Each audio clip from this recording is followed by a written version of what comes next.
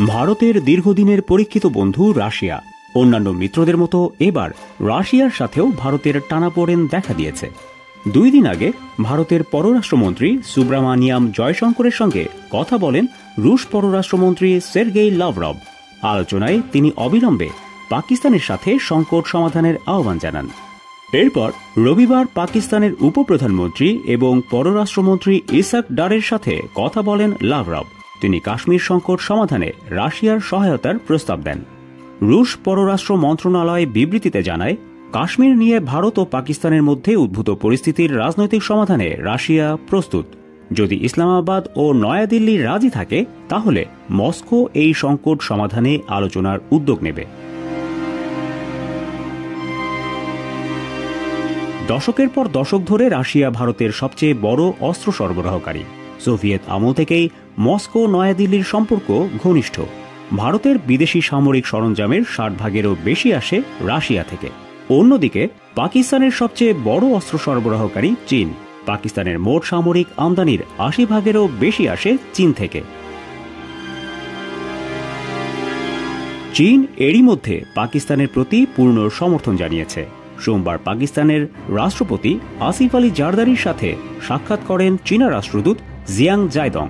তিনি বলেন, পাকিস্তানের সাথে চীনের বন্ধুত্ব সময়ের মানদণ্ডে পরীক্ষিত। পাকিস্তান ও ভারতের মধ্যে চলমান পরিস্থিতি নিয়ে আলোচনায় চীনা রাষ্ট্রদূত বলেন, চীন ও পাকিস্তানের মধ্যে সম্পর্ককে ইস্পাত কঠিন এবং চ্যালেঞ্জিং সময়ে তারা একে অপরকে সমর্থন করেছে।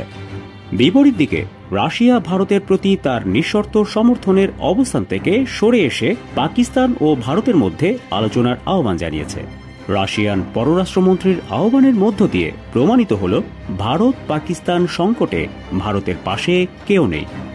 এর আগে ইউরোপীয় ইউনিয়নের শীর্ষ কূটনীতিক কাসা ক্যালাস ভারতের পররাষ্ট্রমন্ত্রী জয়শঙ্করকে ফোন করে উত্তেজনা কমাতে বলেন। তিনি বলেন, আমি উভয় পক্ষকে সংযম প্রদর্শন এবং পরিস্থিতি শান্ত করার জন্য সংলাপের আহ্বান জানিয়েছি। ইউরোপীয় ইউনিয়নের পররাষ্ট্রনীতি প্রধান কাজা ক্যালাসের এই মন্তব্যে ক্ষোভ প্রকাশ করেছে ভারতীয় media. India today, Hindustan Times সহ বেশিরভাগ ভারতীয় মিডিয়া ইউরোপীয় ইউনিয়নের অবস্থানকে ভণ্ডামি বলে উল্লেখ করেছে। এর আগে আমেরিকার প্রেসিডেন্ট ট্রাম্পও সংকট সমাধানের জন্য উভয় পক্ষকে সংযমের আহ্বান জানিয়েছেন। সোমবার জাতিসংঘ মহাসচিবও যুদ্ধ পরিহার করার আহ্বান জানান। জাতিসংঘ মহাসচিব বলেন, ভুল করবেন না, সামরিক সমাধান কোনো সমাধান নয়। শান্তির জন্য আমার দপ্তর উদ্যোগ নিতে প্রস্তুত। উত্তেজনা হ্রাস, কূটনীতি এবং শান্তির প্রতি অঙ্গীকারকে উৎসাহিত করে এমন যে কোনো উদ্যোগকে সহযোগিতা করতে জাতিসংঘ প্রস্তুত। প্রতিবারের মতো এবারও বাংলা, বিহার, আসাম, তামিলনাড়ুতে নির্বাচনের আগে কাশ্মীরের ঘটনা ঘটেছে। প্রতিবারের মতো এবারও পাকিস্তানের ওপর দোষ চাপিয়ে পাকিস্তানে হামলার হুমকি দিয়ে আসছে ভারতীয় মিডিয়া এবং রাজনীতিবিদরা। কিন্তু বিশ্বজুড়ে কোনো পক্ষ থেকেই সমর্থন পাচ্ছে না তারা, বরং শান্তিপূর্ণ সমাধানের কথাই বলছে সব পক্ষ।